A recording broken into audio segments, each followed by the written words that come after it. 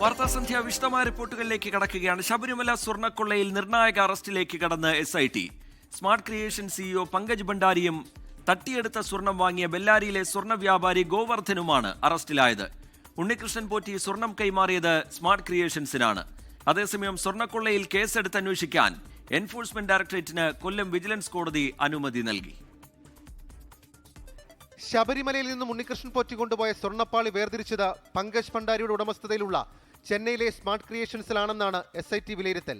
ഉണ്ണികൃഷ്ണൻ പോറ്റിയും പങ്കജ് ഭണ്ഡാരിയും തമ്മിൽ അടുത്ത ബന്ധമുണ്ടെന്നും വിവരം ലഭിച്ചിരുന്നു. വേർതിരിച്ച സ്വർണം കൽപേഷ് എന്ന ഇടനിലക്കാരൻ വഴി ഗോവർദ്ധന് കൊടുത്തുവെന്നും SIT കണ്ടെത്തിയിരുന്നു. ബെല്ലാരിയിൽ നടന്ന തെളിവെടുപ്പിൽ 800 ഗ്രാമിലധികം സ്വർണം ഗോവർദ്ധന്റെ ജ്വല്ലറിയിൽ നിന്നും അന്വേഷണ സംഘം കണ്ടെത്തി. ഇതിനു പിന്നാലെ വീണ്ടും നടത്തിയ ചോദ്യം ചെയ്യലിലെ പൊരുത്തക്കേടുകളുടെ അടിസ്ഥാനത്തിലാണ് ഇരുവരെയും SIT അറസ്റ്റ് ചെയ്തത്. ശുദ്ധമായ തകിടിൽ മാത്രമേ സ്വർണം പൂശൽ പോലുള്ള ജോലികൾ ചെയ്യുള്ളൂവെന്ന പങ്കജ് ഭണ്ഡാരിയുടെ ആദ്യ മൊഴികളാണ് സംശയത്തിലേക്ക് വഴിവെച്ചത്. ദേവസ്വം വിജിലൻസിന് നൽകിയ മൊഴിയിലും ഇതേ കാര്യം തന്നെയാണ് പറഞ്ഞത്. കൂടാതെ സ്മാർട്ട് ക്രിയേഷൻസിൽ നടത്തിയ പരിശോധനയിൽ രേഖകളിലും സംശയമുണ്ടായിരുന്നു. പങ്കജ് ഭണ്ഡാരിയെയും ഗോവർദ്ധനെയും കോടതിയിൽ ഹാജരാക്കിയ ശേഷം വിശദമായി ചോദ്യം ചെയ്യും. സ്വർണ്ണക്കൊള്ളയിൽ കേസ് രേഖകൾ ആവശ്യപ്പെട്ടുകൊണ്ടുള്ള EDയുടെ ഹർജിയിലാണ് കൊല്ലം വിജിലൻസ് കോടതി ഇന്ന് വിധി പറഞ്ഞത്. കള്ളപ്പണ ഇടപാട് അന്വേഷിക്കുന്നതിനാണ് FIRഉം റിമാൻഡ് റിപ്പോർട്ടും അടക്കമുള്ള രേഖകൾ ആവശ്യപ്പെട്ട് ED കോടതിയെ സമീപിച്ചത്. എന്നാൽ മുഴുവൻ രേഖകൾ കൈമാറുന്നതിൽ SIT എതിർപ്പ് അറിയിച്ചിരുന്നു. ഇത് തള്ളിക്കൊണ്ടാണ് കോടതിയുടെ ഉത്തരവ്. കള്ളപ്പണ ഇടപാട് പരിശോധിക്കുന്നതിൽ എതിർപ്പില്ലെന്നും സമാന്തര അന്വേഷണം വേണ്ടെന്നുമായിരുന്നു SITയുടെ നിലപാട്. 24 കൊല്ലം, തിരുവനന്തപുരം. ശബരിമല സ്വർണ്ണക്കൊള്ള കേസിൽ അറസ്റ്റിലായ smart creation CEO Pankaj Bhandari, ബെല്ലാരിയിലെ സ്വർണ്ണ വ്യാപാരി ഗോവർദ്ധൻ എന്നിവരെ തിരുവനന്തപുരം ഈഞ്ചക്കലിലെ ക്രൈംബ്രാഞ്ച് ഓഫീസിൽ ചോദ്യം ചെയ്യുകയാണ്. അല്പസമയത്തിനകം കൊല്ലം വിജിലൻസ് കോടതിയിൽ ഹാജരാക്കും. മനീഷ് മഹിബാൽ വിവരങ്ങളുമായി ചേരുന്നുണ്ട്. മനീഷ്, പുതിയ വിവരങ്ങൾ.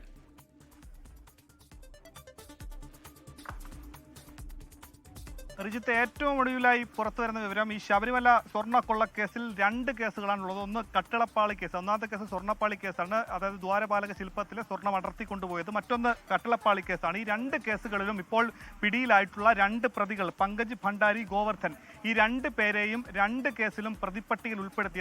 എത്രാമത്തെ പ്രതികളാണ് എന്നുള്ള വിവരം ലഭ്യമായിട്ടില്ല. ഈ 2 പ്രതികളും 2 കേസുകളിലും പ്രതികളാക്കി കൊണ്ടുള്ള അറസ്റ്റ് ഇപ്പോൾ നിലവിൽ രേഖപ്പെടുത്തിയിട്ടുണ്ട്. ഇനി അല്പസമയത്തിനകം തന്നെ ഇവരെ കൊല്ലത്തെ വിജിലൻസ് കോടതിയിലേക്ക് കൊണ്ടുപോകും. മെഡിക്കൽ പരിശോധനയ്ക്ക് ശേഷമായിരിക്കും കൊണ്ടുപോകുക. അങ്ങനെ നിർണായകമായിട്ടുള്ള അറസ്റ്റിലേക്ക് കൂടി കടക്കുന്നു. ഹൈക്കോടതി സിംഗിൾ ബെഞ്ചിന്റെ വിമർശനം ഇന്ന് വന്നിരുന്നു. അതായത് ഈ കേസിൽ അന്വേഷണ സംഘത്തിന് ആലസ്യമാണെന്നുള്ള ഒരു ഹൈക്കോടതിയുടെ വിമർശനം വന്നതിന് ശേഷം ആണ് ഈ കേസിലെ ഏറ്റവും പ്രധാനപ്പെട്ട 2 പേരെ നിലവിൽ പുറത്തെ സംസ്ഥാനത്ത് നിന്നോ കസ്റ്റഡിയിലെടുത്ത് ഇവിടെ ക്രൈംബ്രാഞ്ച് ഓഫീസിൽ എത്തിച്ച് ഈ പ്രധാനപ്പെട്ട 2 കേസുകളിലും ഇവരുടെ അറസ്റ്റ് രേഖപ്പെടുത്തിയിട്ടുള്ളത്.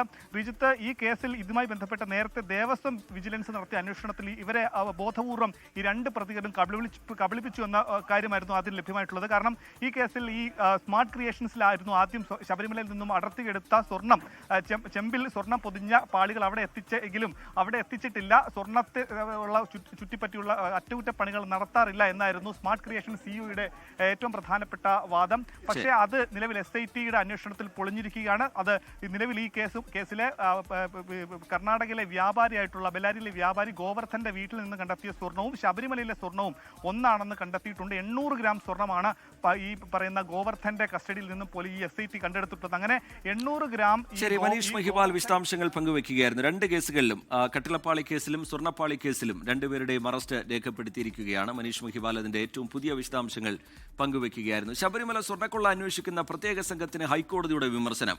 തിരുവിതാംകൂർ ദേവസ്വം ബോർഡ് അംഗങ്ങളായിരുന്ന KP ശങ്കരദാസിനെയും N വിജയകുമാറിനെയും പ്രതി ചേർക്കാത്തതെന്തെന്നും കോടതിയുടെ ചോദ്യം. അന്വേഷണ സംഘത്തിന്റെ മെല്ലെപ്പോക്കിലും കോടതി സംശയം പ്രകടിപ്പിച്ചു. കേസിലെ പ്രതികളായ N വാസു, മുരാരി ബാബു, KS ബൈജു എന്നിവരുടെ ജാമ്യം തള്ളിയ ഉത്തരവിലാണ് കോടതിയുടെ പരാമർശം. ആദ്യമായാണ് ശബരിമല സ്വർണ്ണക്കൊള്ള കേസിൽ പ്രത്യേക അന്വേഷണ സംഘത്തിനെതിരെ ഹൈക്കോടതി വിമർശനം ഉന്നയിക്കുന്നത്. ഡിസംബർ 5 ശേഷം അന്വേഷണത്തിൽ കാര്യമായ പുരോഗതിയില്ല. കൂട്ടായ തീരുമാനമാണ് ദേവസ്വം ബോർഡ് എടുക്കുക. A പത്മകുമാറിനെ പോലെ തന്നെ ബോർഡംഗങ്ങളായ KP ശങ്കർദാസിനും വിജയകുമാറിനും കൂട്ടുത്തരവാദിത്വമുണ്ട്. എന്തുകൊണ്ടാണ് ഇവരെ പ്രതി ചേർക്കാത്തതെന്ന് മനസ്സിലാകുന്നില്ലെന്നും അന്വേഷണത്തിൽ വിവേചനം പാടില്ലെന്നും കോടതി വ്യക്തമാക്കി. SIT അന്വേഷണത്തിൽ ചില കുറ്റവാളികളെ ഒഴിവാക്കുന്നുവെന്ന സംശയം പ്രകടിപ്പിച്ച ഹൈക്കോടതി വൻതോക്കുകൾ ഒഴിവാക്കപ്പെടരുതെന്ന് മുന്നറിയിപ്പും നൽകി. സ്വർണ്ണക്കവർച്ച കേസിലെ പ്രതികളായ തിരുവിതാംകൂർ ദേവസ്വം ബോർഡ് മുൻ പ്രസിഡന്റ് N വാസു, മുൻ അഡ്മിനിസ്ട്രേറ്റീവ് ഓഫീസർ മുരാരി ബാബു, തിരുവാഭരണ കമ്മീഷണർ KS ബൈജു എന്നിവരുടെ ജാമ്യാപേക്ഷ ഹൈക്കോടതി തള്ളി. കേട്ടുകേൾവിയില്ലാത്ത കുറ്റകൃത്യമാണ് നടന്നിട്ടുള്ളത്. നിലവിൽ പ്രതികൾക്ക് ജാമ്യം അനുവദിച്ചാൽ കേസ് അന്വേഷണത്തെ ബാധിക്കുമെന്ന് കോടതി നിരീക്ഷിച്ചു. ജനുവരി 5-നാണ് ശബരിമല സ്വർണ്ണക്കൊള്ള കേസ് ഹൈക്കോടതി വീണ്ടും പരിഗണിക്കുക. വിഷ്ണു സുരേഷ്, 24, കൊച്ചി. ശബരിമല സ്വർണ്ണക്കൊള്ളയിൽ മുൻ ദേവസ്വം മന്ത്രി കടകംപള്ളി സുരേന്ദ്രനെ ചോദ്യം ചെയ്യണമെന്ന് പ്രതിപക്ഷ നേതാവ് VD സതീശൻ. കടകംപള്ളി സുരേന്ദ്രന് ഉണ്ണികൃഷ്ണൻ പോറ്റിയുമായി അടുത്ത ബന്ധമുണ്ട്. തെരഞ്ഞെടുപ്പ് കാലത്ത് CPIM പ്രതിക്കൂട്ടിലാകുമെന്ന് മനസ്സിലാക്കിയാണ് SIT അന്വേഷണത്തിൽ മുഖ്യമന്ത്രിയുടെ ഓഫീസ് സമ്മർദ്ദം ചെലുത്തിയതെന്നും VD സതീശൻ ആരോപിച്ചു. അന്നത്തെ ദേവസ്വം മന്ത്രി ഉണ്ണികൃഷ്ണൻ പോറ്റിയായിട്ട് ബന്ധമുണ്ടായിരുന്നു. ഈ മൊഴികളിലൊക്കെ ഉണ്ടാവുന്നത്. അതുകൊണ്ട് അദ്ദേഹത്തെ കൂടെ ചോദ്യം ചെയ്യണമെന്ന് നമ്മൾ ആവശ്യപ്പെട്ടതാണ്. പ്രധാനപ്പെട്ട ആളുകളെ, ദേവസ്വം ബോർഡ് അംഗങ്ങളെ അറസ്റ്റ് ചെയ്തില്ല, അവരെ പ്രതി ചേർത്തില്ല, വൻ സ്രാവുകളിലേക്ക് നീങ്ങിയില്ല എന്നാണ്. അതിൽ കൂടുതൽ ഹൈക്കോടതിക്ക് പറയാൻ പറ്റില്ലല്ലോ. വൻ സ്രാവുകളിലേക്ക് നീങ്ങിയില്ല. തെരഞ്ഞെടുപ്പ് കാലത്ത് CPMന് വീണ്ടും പ്രതിക്കൂട്ടിലാകും എന്ന് മനസ്സിലാക്കിയിട്ടാണ് മുഖ്യമന്ത്രിയുടെ ഓഫീസ് അനാവശ്യമായി SITയുടെ മീതെ സമ്മർദ്ദം ചെലുത്തിയത്. ഞങ്ങൾ അപ്പോഴും SITയിൽ അവിശ്വാസം പ്രകടിപ്പിച്ചിട്ടില്ല. വിവാദങ്ങൾക്കും പ്രതിഷേധങ്ങൾക്കും ഒടുവിൽ ശബരിമല സ്വർണ്ണക്കൊള്ള പരാമർശിക്കുന്ന പാരഡി ഗാനത്തിൽ സർക്കാരിന്റെ യു-ടേൺ. പാരഡി ഗാനത്തിനെതിരായ കേസുകൾ പിൻവലിക്കാനും തുടർ നീക്കങ്ങൾ മരവിപ്പിക്കാനും ജില്ലാ പോലീസ് മേധാവിമാർക്ക് ADGP നിർദ്ദേശം നൽകി. വൈകി വന്ന വിവേകമെന്ന് പ്രതിപക്ഷവും ആവിഷ്കാര സ്വാതന്ത്ര്യത്തിന്റെ വിജയമെന്ന് പാരഡി ഗാനത്തിന്റെ അണിയറ പ്രവർത്തകരും പ്രതികരിച്ചു. തദ്ദേശ തെരഞ്ഞെടുപ്പിലെ LDF തോൽവിക്ക് പിന്നാലെയാണ് പാരഡി ഗാനം വീണ്ടും ചർച്ചയായത്. കോൺഗ്രസ് നേതാക്കൾ ഉൾപ്പെടെ പാരഡി പാടിയതിന് പിന്നാലെ പരാതിയും പോലീസ് കേസും. പാരഡിക്കെതിരായ നടപടികളിൽ സർക്കാരിനും CPIMനുമെതിരെ ഉയർന്നത് കടുത്ത വിമർശനവും പരിഹാസവും. ഇടത് സാംസ്കാരിക പ്രവർത്തകർ ഉൾപ്പെടെ ആവിഷ്കാര സ്വാതന്ത്ര്യമുയർത്തി സർക്കാരിനെതിരെ രംഗത്ത്. ഇതോടെ കേസും വേണ്ട, തുടർ നടപടിയും വേണ്ടെന്ന നിലപാടിലേക്ക് സർക്കാരെത്തി. സമൂഹമാധ്യമങ്ങളിൽ പാട്ട് നീക്കില്ല, പാട്ട് നീക്കാൻ ആവശ്യപ്പെട്ട് മെറ്റയ്ക്കും ഗൂഗിളിനും കത്തുമയക്കില്ല. പാരഡിക്കെതിരെ തിരഞ്ഞെടുപ്പ് കമ്മീഷന് പരാതി നൽകാനിരുന്ന CPIM പത്തനംതിട്ട ജില്ലാ നേതൃത്വവും മലക്കം മറിഞ്ഞു. തെറ്റിദ്ധരിപ്പിക്കുന്ന ചില വാർത്തകളാണ് പ്രചരിച്ചുകൊണ്ടിരിക്കുന്നത്.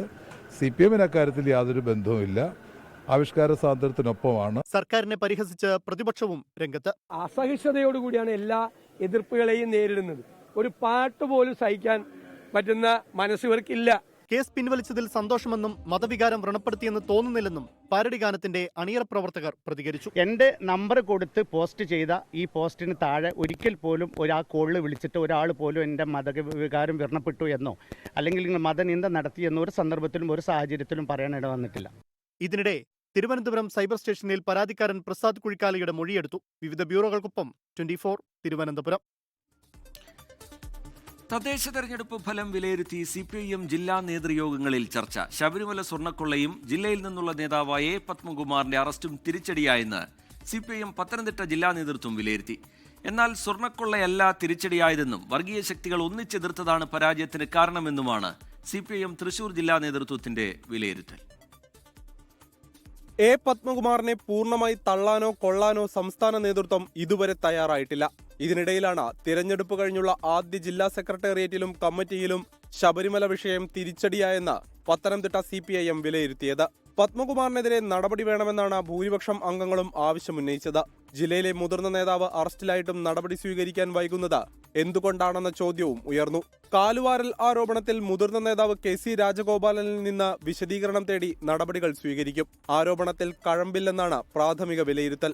ശബരിമല വിഷയം ജില്ലയിൽ ബാധകമായില്ലെന്ന് CPIM തൃശൂർ ജില്ലാ സെക്രട്ടേറിയറ്റ് ജില്ലാ കമ്മിറ്റി യോഗങ്ങൾ വിലയിരുത്തി. ക്ഷേത്ര നഗരങ്ങളായ ഗുരുവായൂരിലെയും കൊടുങ്ങല്ലൂരിലെയും വിജയം ഇത് സൂചിപ്പിക്കുന്നു. കീഴ്ഘടകങ്ങളിലെ സംഘടനാ പ്രശ്നങ്ങളും സ്ഥാനാർത്ഥി നിർണയവും ഫലത്തെ ബാധിച്ചു. പല സ്ഥലങ്ങളിലും ക്രോസ് വോട്ടിംഗ് നടന്നു. മുന്നണിക്കൊപ്പം ചേർന്നു നിൽക്കാത്ത മേയർ MK വർഗീസിന്റെ നടപടികൾ തിരിച്ചടിയുണ്ടാക്കിയെന്നുമാണ് വിലയിരുത്തൽ. 24 തൃശൂർ, പത്തനംതിട്ട. സൈബർ ആക്രമണങ്ങളിൽ വൈകാരികവും ശക്തവുമായ പ്രതികരണവുമായി നടി ആക്രമിക്കപ്പെട്ട കേസിലെ അതിജീവിത.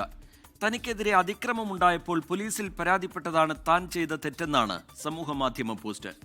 ഇതിനിടെ കേസിൽ പ്രതിയായിരുന്ന ദിലീപിനെതിരെ സംസാരിച്ചതിന് തനിക്ക് നേരെ ഭീഷണിയുണ്ടെന്ന് ചൂണ്ടിക്കാട്ടി ഡബ്ബിംഗ് ആർട്ടിസ്റ്റ് ഭാഗ്യലക്ഷ്മി DGPക്കും സൈബർ പോലീസിനും പരാതി നൽകി.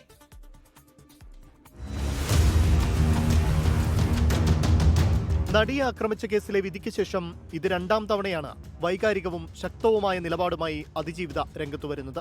അതിക്രമമുണ്ടായപ്പോൾ പോലീസിൽ പരാതിപ്പെട്ടതാണ് താൻ ചെയ്ത തെറ്റെന്നാണ് സമൂഹമാധ്യമത്തിലെ വൈകാരിക കുറിപ്പ്.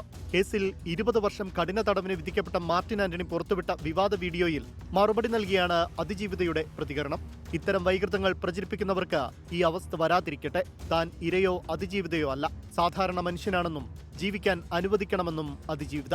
ഇതിനിടെ തനിക്ക് നേരെ ഭീഷണിയെന്നാരോപിച്ച് ഡബ്ബിംഗ് ആർട്ടിസ്റ്റും ചലച്ചിത്ര പ്രവർത്തകയുമായ ഭാഗ്യലക്ഷ്മി രംഗത്തെത്തി. കോള് വന്നപ്പോൾ എടുത്ത ഉടനെ ഇങ്ങനെ പല്ല് കടിച്ച് പിടിച്ച് ഇങ്ങനെ വളരെ കേട്ടാൽ അറയ്ക്കുന്ന തെറിയാണ് ഇങ്ങനെ പറഞ്ഞുകൊണ്ടിരുന്നത്. നീ ഇനിയും ദിലീപേട്ടനെതിരെ പറയുവോടി എന്ന് ചോദിച്ചു. ഞാൻ പറഞ്ഞു ഞാൻ പറയും. അപ്പം നിന്റെ മുഖത്ത് ആസിഡ് ഒഴിച്ചാൽ നീ എന്ത് ചെയ്യും?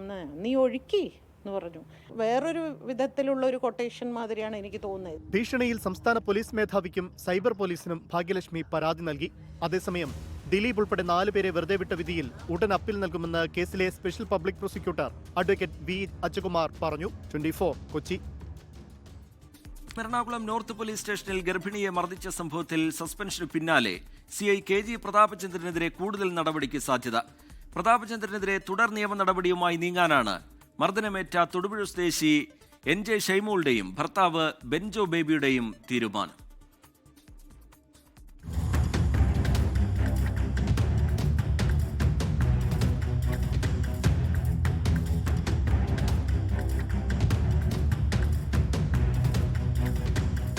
NJ ഷൈമോളുടെയും ഭർത്താവ് ബെൻജോ ബേബിയുടെയും നീണ്ട നിയമയുദ്ധത്തിനൊടുവിലാണ് എറണാകുളം നോർത്ത് പോലീസ് സ്റ്റേഷനിലെ ക്രൂരമർദ്ദനത്തിന്റെ ദൃശ്യങ്ങൾ പുറത്തുവന്നത്.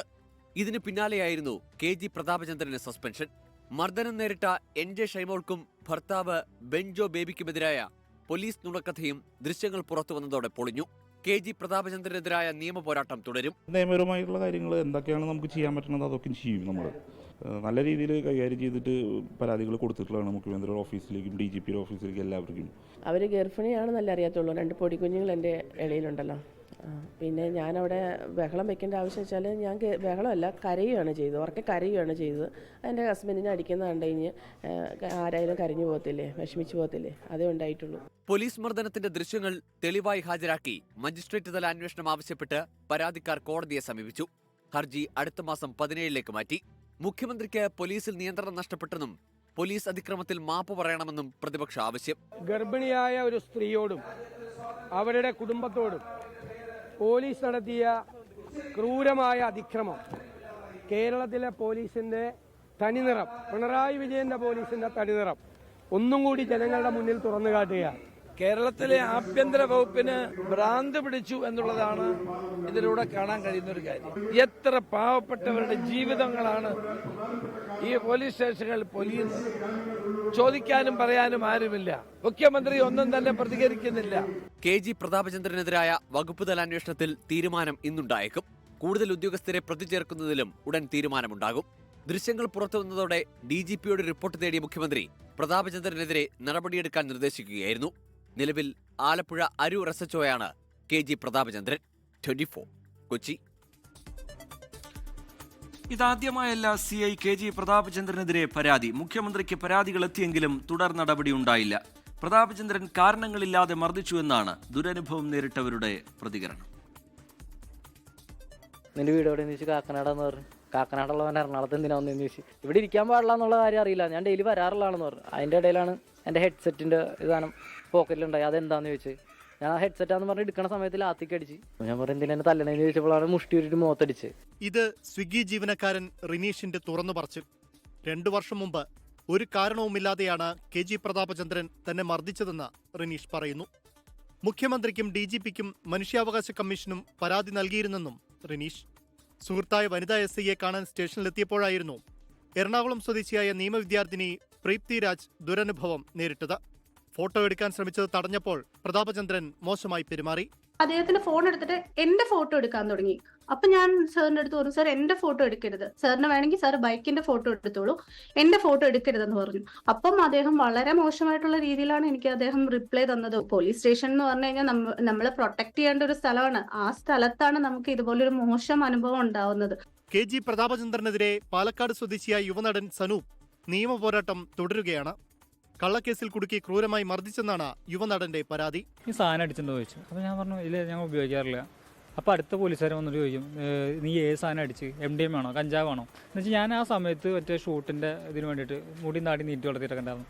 ആ ഒരു ഇത് മൈൻഡ് സെറ്റ് വെച്ചിട്ടാണ് ഞങ്ങളത് ഫുള്ള് പെരുമാറുന്നത്. കലൂർ ദേശാഭിമാനി ജംഗ്ഷനിൽ 2 വർഷം മുമ്പായിരുന്നു സംഭവം. കൂടെയുണ്ടായിരുന്ന സുഹൃത്ത് വിഷ്വൽ എഡിറ്ററായ രാഹുൽ രാജിനും മർദ്ദനമേറ്റു. 24 കൊച്ചി. ഗുരുതര സാമ്പത്തിക ക്രമക്കേട് നടത്തിയ DIG MK വിനോദ് കുമാറിനെ സംരക്ഷിക്കാൻ വകുപ്പ് കൂട്ടുനിന്നതിന് തെളിവുകൾ. 1ാം പിണറായി സർക്കാരിന്റെ കാലം മുതലുള്ള റിപ്പോർട്ടുകൾ പൂഴ്ത്തി എന്നാണ് കണ്ടെത്തൽ. 2 വർഷം മുമ്പ് മധ്യമേഖലാ ജയിൽ DIG നൽകിയ കത്ത് അവഗണിച്ചെന്നും വിജിലൻസ് കണ്ടെത്തി. തടവുകാരിൽ നിന്നും ലക്ഷങ്ങൾ കൈക്കൂലി വാങ്ങിയതിന് വിജിലൻസ് കേസിൽ കുടുങ്ങിയ ജയിലാസ്ഥാനത്തെ DIG MK വിനോദ് കുമാറിനെതിരെ കഴിഞ്ഞ സർക്കാരിന്റെ കാലയളവ് മുതലുള്ള അന്വേഷണ റിപ്പോർട്ടുകളും പരാതി കത്തുകളുമാണ് വകുപ്പ് തലത്തിൽ പൂഴ്ത്തിയത്. അഴിമതി ആരോപണങ്ങൾ അന്വേഷിക്കണമെന്നാവശ്യപ്പെട്ട് 2023 ഏപ്രിലിൽ അന്നത്തെ മധ്യമേഖലാ ജയിൽ DIG ജയിൽ ഡയറക്ടർക്ക് നൽകിയ കത്ത് അവഗണിച്ചു. വിനോദ് കുമാർ വിയൂർ സെൻട്രൽ ജയിൽ സൂപ്രണ്ടായിരിക്കെ നടപ്പാക്കിയ ഔഷധ സസ്യകൃഷി പദ്ധതിയിൽ സാമ്പത്തിക ക്രമക്കേട് വിജിലൻസ് കണ്ടെത്തുകയും വകുപ്പുതല അന്വേഷണത്തിൽ സ്ഥിരീകരിക്കുകയും നടപടിക്ക് ശുപാർശ ചെയ്യുകയും ചെയ്തിരുന്നു. റിപ്പോർട്ട് നിലനിൽക്കെ DIG ആയി സ്ഥാനക്കയറ്റം നേടിയ വിനോദ് കുമാർ തുടർന്ന് ജയിലാസ്ഥാന DIG ആയതോടെ ഫയൽ മരവിപ്പിച്ചു. അധികാര പരിധി വിട്ടു നടത്തിയ ഔദ്യോഗിക യാത്രകളെക്കുറിച്ച് അന്നത്തെ മധ്യമേഖലാ ജയിൽ DIG 2022 3 കത്തുകൾ ജയിൽ ഡയറക്ടർക്ക് നൽകിയെങ്കിലും നടപടികളുണ്ടായില്ല. ഇതുൾപ്പെടെ വിശദമായ അന്വേഷണ റിപ്പോർട്ട് വിജിലൻസ് ആഭ്യന്തര വകുപ്പിന് കൈമാറും. റിപ്പോർട്ട് പരിശോധിച്ചാലുടൻ MK വിനോദ് കുമാറിനെതിരെ സസ്പെൻഷൻ നടപടി ഉണ്ടാകുമെന്നാണ് വിവരം. 24 തിരുവനന്തപുരം. പാലക്കാട് എലപ്പുള്ളി ബ്രൂവറിയിൽ സർക്കാരിന് വൻ തിരിച്ചടി. വൻകിട മദ്യനിർമ്മാണശാലയ്ക്കുള്ള അനുമതി ഹൈക്കോടതി റദ്ദാക്കി. പ്രതിപക്ഷം നേരത്തെ പറഞ്ഞ കാര്യങ്ങൾ അംഗീകരിക്കുന്നതാണ് ഹൈക്കോടതി ഉത്തരവെന്ന് VD സതീശൻ പ്രതികരിച്ചു. സാങ്കേതിക കാരണങ്ങൾ ചൂണ്ടിക്കാട്ടിയാണ് കോടതി വിധിയെന്നും തിരിച്ചടിയല്ല എന്നുമാണ് എക്സൈസ് മന്ത്രി MB രാജേഷിന്റെ പ്രതികരണം. നടപടിക്രമങ്ങൾക്ക് വിരുദ്ധമായാണ് സർക്കാരിന്റെ പ്രാഥമിക അനുമതിയെന്നാണ് ഹൈക്കോടതി ഡിവിഷൻ ബെഞ്ചിന്റെ നിരീക്ഷണം. കൃത്യമായ പഠനം നടത്തിയിട്ടില്ല. ഇക്കാര്യങ്ങൾ ചൂണ്ടിക്കാട്ടിയാണ് വൻകിട മദ്യനിർമ്മാണശാല തുടങ്ങാൻ ഒയാസിസ് കമ്പനിക്ക് നൽകിയ അനുമതി ഹൈക്കോടതി റദ്ദാക്കിയത്. പഠനം നടത്തി നടപടിക്രമങ്ങൾ പാലിച്ച് പുതിയ തീരുമാനമെടുക്കാമെന്ന് ഡിവിഷൻ ബെഞ്ച് വ്യക്തമാക്കി. പ്രതിപക്ഷം പറഞ്ഞത് കോടതി ശരിവെച്ചെന്ന നേതാക്കൾ. എക്സൈസ് മന്ത്രി MB രാജേഷിനും വിമർശനം. എക്സൈസ് മന്ത്രിയുടെ കറുത്ത കരങ്ങൾ ഈ എലപ്പള്ളി ബ്രൂവറിക്ക് പുറകിലുണ്ട്. ഈ സർക്കാരിന്റെ കറുത്ത കരങ്ങളുണ്ട്. അത് അഴിമതിയായിരുന്നു. ഡൽഹി മദ്യനയ കേസിൽ ബ്ലാക്ക് ലിസ്റ്റ് ചെയ്യപ്പെട്ട കമ്പനിയാണ് കേരളത്തിൽ കൊണ്ടുവന്നത്. എന്നാൽ ഉത്തരവ് തിരിച്ചടിയല്ലെന്ന് മന്ത്രി MB രാജേഷ്. സർക്കാരിനെതിരായിട്ടുള്ള വിമർശനമോ കുറ്റപ്പെടുത്തലോ ഒന്നും കോടതിയുടെ ഭാഗത്ത് നിന്നുണ്ടായിട്ടില്ല എന്നുള്ളത് വളരെ ശ്രദ്ധേയമാണ്, എടുത്തു പറയേണ്ട ഒരു കാര്യമല്ല. സർക്കാർ എടുത്ത തീരുമാനം നിയമപരമായിരുന്നു എന്ന് കോടതി അംഗീകരിക്കുകയും ചെയ്യുന്നുണ്ട്. സർക്കാരിന്റെ ഭാഗത്ത് എന്തെങ്കിലും തെറ്റുണ്ടായിട്ടുണ്ട് എന്ന് കോടതി പറഞ്ഞിട്ടേ ഇല്ല. അതേസമയം എലപ്പുള്ളി പഞ്ചായത്ത് ഓഫീസിന് മുന്നിൽ കോൺഗ്രസും BJPയും വെവ്വേറെ ആഹ്ലാദ പ്രകടനം നടത്തി. മദ്യനിർമ്മാണശാലയ്ക്ക് അനുമതി നൽകിയതിനെതിരെയുള്ള പൊതുതാൽപര്യ ഹർജികളാണ് ഹൈക്കോടതി പരിഗണിച്ചത്. സർക്കാരിനേറ്റ കനത്ത പ്രഹരമെന്നാണ് KCBC മദ്യവിരുദ്ധ സമിതിയുടെ പ്രതികരണം. 24 കൊച്ചി. ശബരിമലയിൽ തീർത്ഥാടകരുടെ തിരക്ക് തുടരുന്നു. 67,218 പേരാണ് ഇന്ന് ഇതുവരെ ദർശനം നടത്തിയത്. സ്പോട്ട് ബുക്കിംഗ് വഴി 7,397 പേർ ദർശനം നടത്തി. അതേസമയം പുല്ലുമേട് കാനനപാത വഴിയുള്ള തീർത്ഥാടകർക്ക് നിയന്ത്രണം ഏർപ്പെടുത്തിയിട്ടുണ്ട്. വണ്ടിപ്പെരിയാർ സത്രത്തിലൂടെ സ്പോട്ട് ബുക്കിംഗ് വഴി ഒരു ദിവസം 1000 പേരെ മാത്രമേ കടത്തിവിടൂ. വെർച്വൽ ക്യൂ വഴി ബുക്ക് ചെയ്ത തീർത്ഥാടകർക്ക് നിയന്ത്രണം ബാധകമല്ല. ഈ മാസം 26-ന് ദേവസ്വം മന്ത്രി VN വാസവന്റെ നേതൃത്വത്തിൽ സന്നിധാനത്ത് അവലോകന യോഗം ചേരും. മുതിർന്ന കോൺഗ്രസ് നേതാവ് K മുരളീധരൻ ദർശനത്തിനായി സന്നിധാനത്ത് എത്തി. ലോകത്തെവിടെയായാലും ഏത് സമയത്തും 24 വാർത്തകളും ഓഗ്മെന്റഡ് റിയാലിറ്റി പാക്കേജുകളും എക്സ്പ്ലെയിനറുകളും വിശദമായി കാണാൻ ഞങ്ങളുടെ YouTube ചാനൽ നിങ്ങൾക്ക് സബ്സ്ക്രൈബ് ചെയ്യാം.